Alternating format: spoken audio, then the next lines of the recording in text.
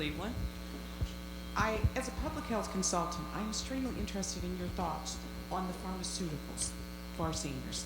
I mean, I'm going to be a part of the baby boom generation, and I want to know, am I going to eat or am I going to pay for my prescriptions? Thank you.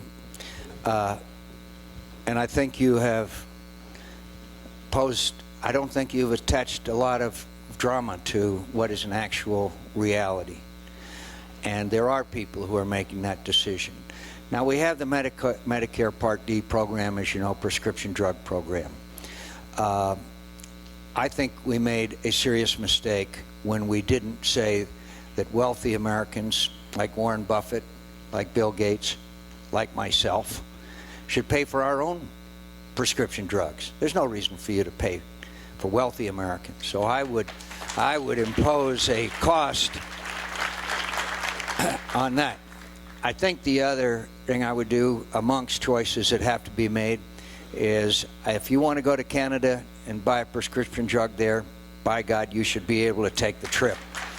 And I think the prescription drug, the drug companies should have to compete rather than have sole ownership, not only of certain programs. In the VA, the Veterans Administration, the pharmaceutical companies have to compete to provide prescription drugs to our veterans. That's not the case with Medicare Part D, as I'm sure you know.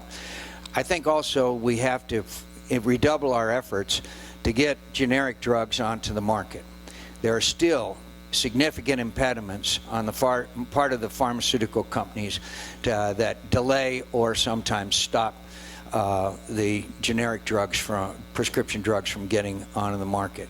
So I don't think there's one specific answer, but no American should go to bed tonight and having to make a choice between eating and their prescription drugs. I think we have gone some distance in solving that, but that's one of the reasons why I think people should have a health insurance policy that would have at least some impact on that ability to obtain additional prescription drugs if they need to. And thank you for the question. Yes, sir.